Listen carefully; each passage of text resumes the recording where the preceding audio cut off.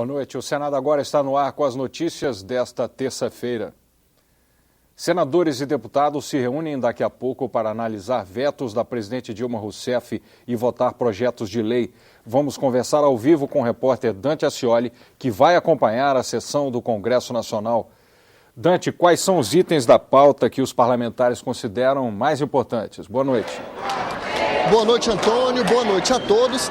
A pauta do Congresso está cheia.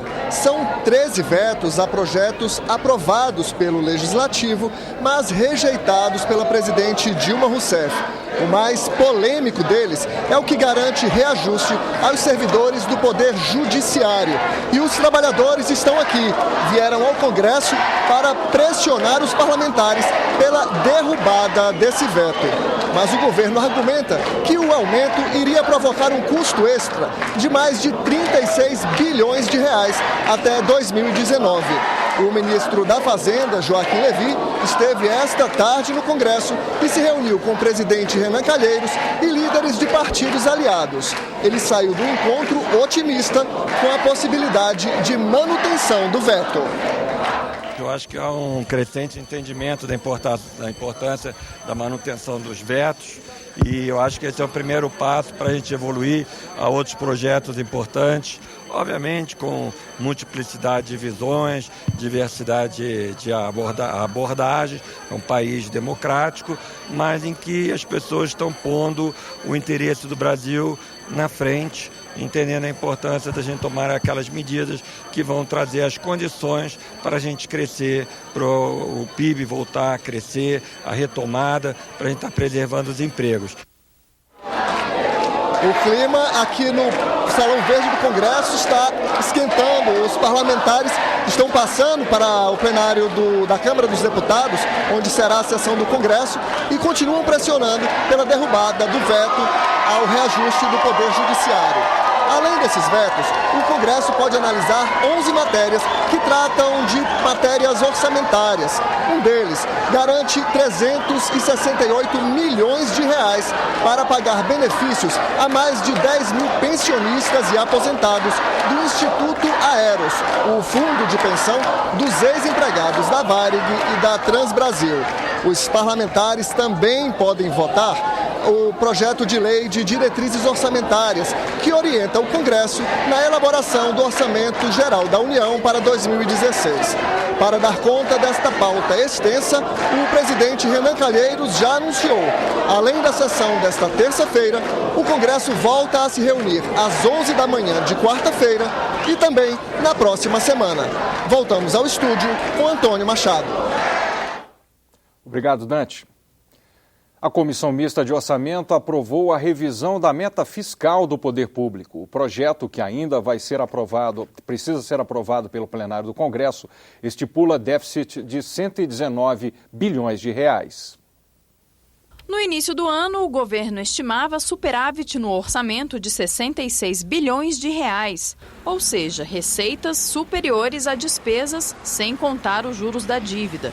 Com a arrecadação em baixa, o governo foi obrigado a revisar a meta, déficit de 51 bilhões e 800 milhões de reais. O projeto aprovado pela Comissão Mista de Orçamento traz a orientação do Poder Executivo e ainda autoriza o governo a acrescentar uma possível frustração das receitas com concessões de usinas hidrelétricas que serão leiloadas ainda neste mês, mais o pagamento das dívidas do Tesouro Nacional com o BNDES, FGTS, Banco do Brasil e Caixa Econômica Federal, as chamadas pedaladas fiscais. Houve embates com a oposição, que votou contra a proposta.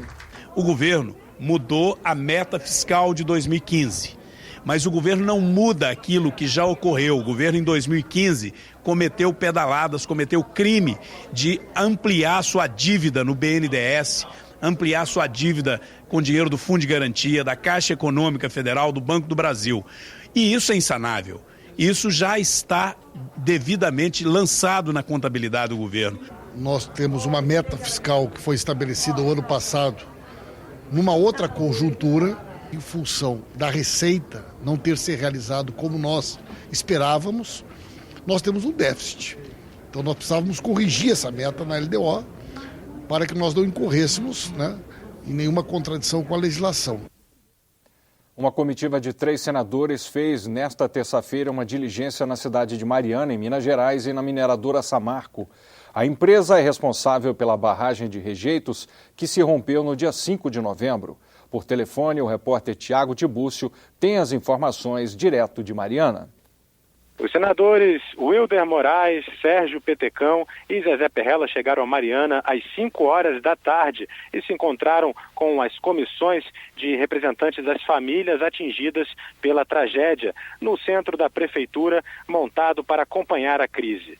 Os parlamentares disseram que vão convidar os representantes para uma audiência pública no Senado e o senador Zezé Perrella afirmou que vai sugerir à bancada de Minas Gerais no Senado que destine uma emenda do orçamento para combater os efeitos da tragédia. Os senadores também foram à sede da empresa Samarco, onde foram recebidos pelo presidente da companhia. Os senadores concluíram a diligência com a cobrança de investigações que esclareçam a tragédia de Mariana, que represa parte dos rejeitos da barragem do Fundão, que rompeu e causa onda de lama que matou várias pessoas e segue pelo Rio Doce, que pode também romper, já que foi danificada após o desastre de Mariana. O Senado vai fazer na quarta-feira que vem uma sessão só para tratar do desastre de Mariana. Devem ser convidados representantes das mineradoras Samarco e Vale do Rio Doce, a ministra do Meio Ambiente, os governadores de Minas Gerais e do Espírito Santo, prefeitos de cidades atingidas pelo rompimento da barragem e o fotógrafo e ambientalista Sebastião Salgado. Nesta terça-feira, os senadores também decidiram formar uma comissão temporária para estudar mudanças na política nacional de segurança de barragens. O pedido é do senador Ricardo Ferraço, do Espírito Santo. Só um esforço conjunto da sociedade civil, do governo federal e dos 5 estados banhados pelo Rio São Francisco poderá impedir a morte do velho Chico. As estratégias para a revitalização do rio da integração nacional foram tema de audiência pública na Comissão de Meio Ambiente. No início da reunião, um tempo para descontração, com a música do baiano Xangai, um dos convidados. Riacho do navio corre pro Pajeú, Rio Pajeú vai despejar no São Francisco, o Rio São Francisco vai bater no meio do mar. Depois, um alerta. Nós temos uma previsão de que dentro de pouco mais de 40 anos, o São Francisco pode acabar. Denúncias. O mar já entra 12 quilômetros no Rio São Francisco. Aí é o Rio Jequitaí, o Rio Pacuí, que também abastece, essa área que abastece também Montes Claros. E um desabafo. O Ministério Público tem usado os instrumentos que o Poder Legislativo nos deu e nem por isso nós podemos comemorar. Ao contrário, nosso sentimento é de frustração. Os senadores criticaram o descaso com o Rio. Falta uma coisa importante e quero fazer um registro. Falta decisão política. Nós perdemos o planejamento neste país. Não há mais planejamento. Com o desastre que nós estamos vivendo em Minas, mas envolvendo um rio tão importante quanto o Rio Doce para aquele estado e para as águas, para os recursos hídricos brasileiros, nós não podemos permitir que possa acontecer a inanição, a morte do Rio São Francisco. Não faltaram recursos para a revitalização. O governo federal colocou, como nós vimos aqui, mais de 2 bilhões de reais só na Codevasf para a revitalização. E com todos os órgãos do governo federal foram mais de 14 bilhões. Só que a revitalização que nós traduzimos era não poluir a água no rio, quando o nosso querido senador da Bahia, Otto Alencar, chamava a atenção que a revitalização que o rio está reclamando é de produção de água. E o representante da Codevasf apresentou as ações previstas para os próximos 20 anos. Nós tivemos maior preocupação até agora com a qualidade da água e agora a quantidade, que é a grande preocupação, já que os rios estão secando, estão morrendo. No próximo dia 27, a Comissão de Meio Ambiente fará uma visita à cidade de Bom Jesus da Lapa, na Bahia, considerada a capital religiosa do Rio São Francisco. Os senadores vão ver de perto as consequências da grave crise hídrica que atinge a região. Para o presidente da Comissão de Meio Ambiente, senador Otto Alencar, só um trabalho conjunto da sociedade civil, do governo federal e dos governos de todos os estados banhados pelo rio poderá salvar o São Francisco. Os governos estaduais também são responsáveis pelos rios tributários. Lá em Minas, os rios afluentes é de responsabilidade do governo de Minas, do governo estadual. Como é na Bahia também. Chamar a atenção dos governadores, dos prefeitos, dos jovens, de todo o conjunto da sociedade, para que eles possam abrir os olhos e pensar em preservar a água. O plenário do Senado aprovou o uso de recursos do Fundo Penitenciário para a instalação de creches nos presídios. Vamos às informações ao vivo com a repórter Mariana Capello. Mariana. Boa noite, Antônio. É isso mesmo que você falou. Foi aprovado hoje pelos senadores um projeto de lei complementar que permite que o Fundo Penitenciário seja utilizado para a criação e manutenção de creches, berçários e seções para gestantes nas penitenciárias femininas. Na verdade, a lei de execução penal já previa essas instalações, mas muitos presídios não cumpriam essa exigência por falta de recursos. Agora, o FUNPEN fica autorizado também a ser aplicado nessas novas instalações. O projeto de lei complementar vai à sanção presidencial. Obrigado, Mariana.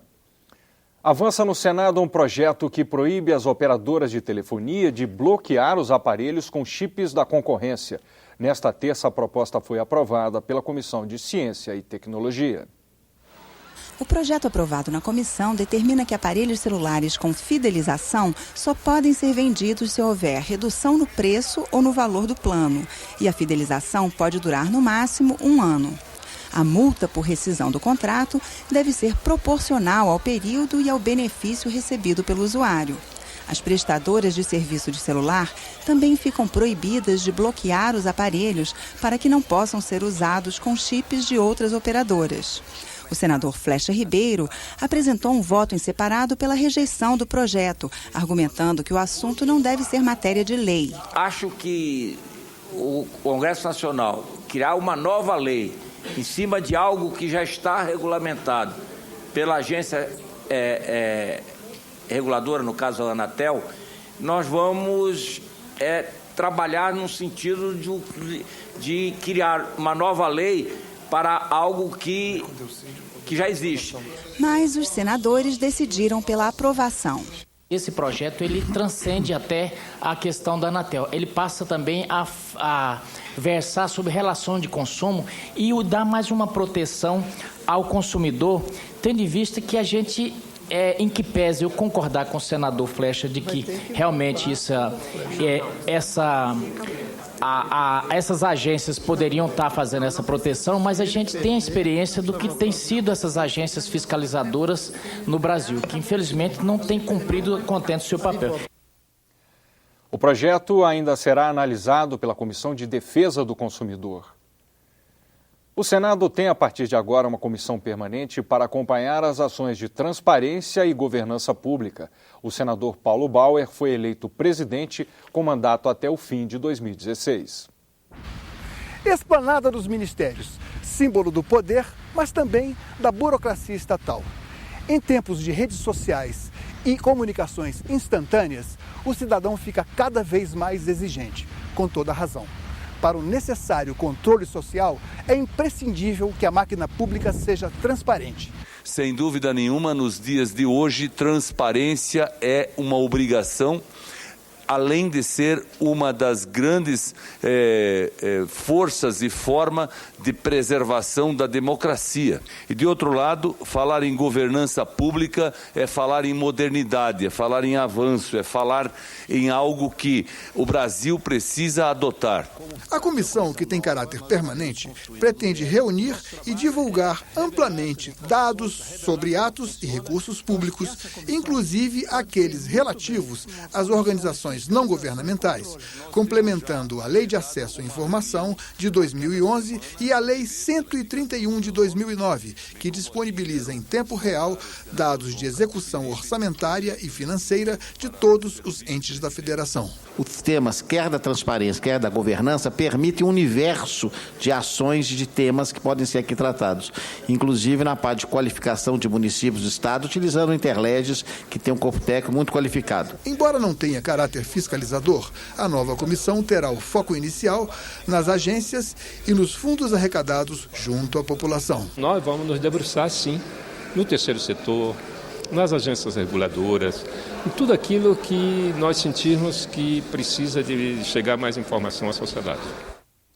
27 jovens senadores tomaram posse nesta terça-feira. São os vencedores de um concurso de redação que teve mais de 80 mil participantes. Durante uma semana, eles vivenciam o trabalho dos senadores e apresentam sugestões de projetos de lei. O dia começou com um lanche no cafezinho dos senadores. Já no plenário, antes da posse, muitas fotos, selfies com parlamentares e expectativa. Vou postar no Facebook, vou levar para minha cidade, para Cumaru, mostrar ao diretor da escola, a toda a equipe da escola. Está sendo muito especial poder conhecer o Senado, o Congresso Nacional, o Senado e a Câmara. Eles daqui saem levando uma imagem positiva e realista do que é o Congresso Nacional.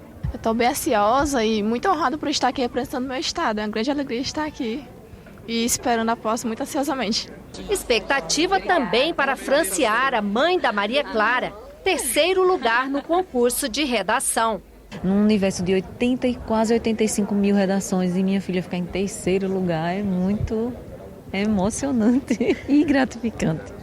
Numa sessão com todos os rituais de uma posse de senadores de verdade, os 27 estudantes foram declarados jovens senadores.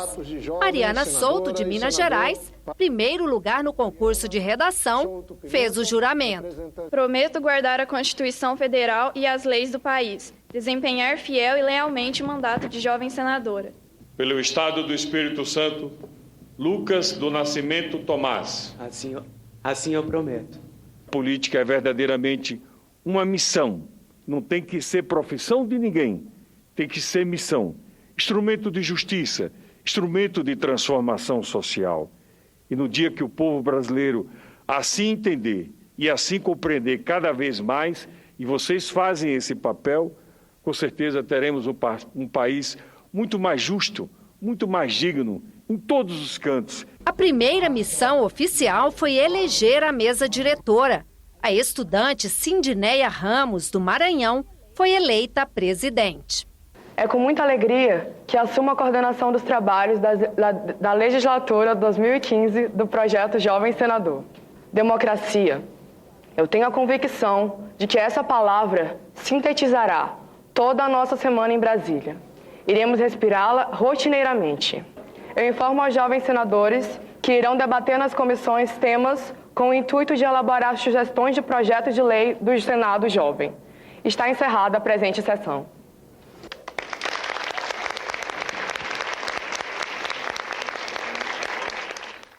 Ficamos por aqui. Você acompanha agora a sessão do Congresso Nacional.